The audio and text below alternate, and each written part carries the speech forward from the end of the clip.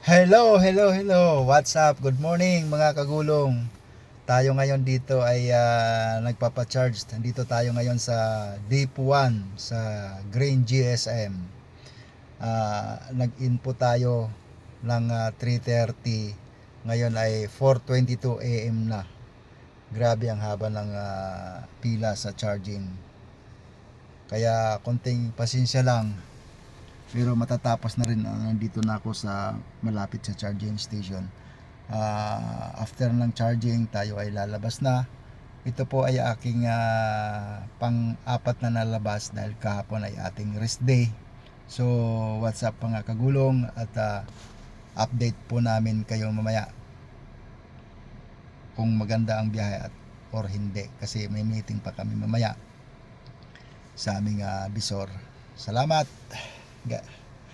Alhamdulillah, God bless po.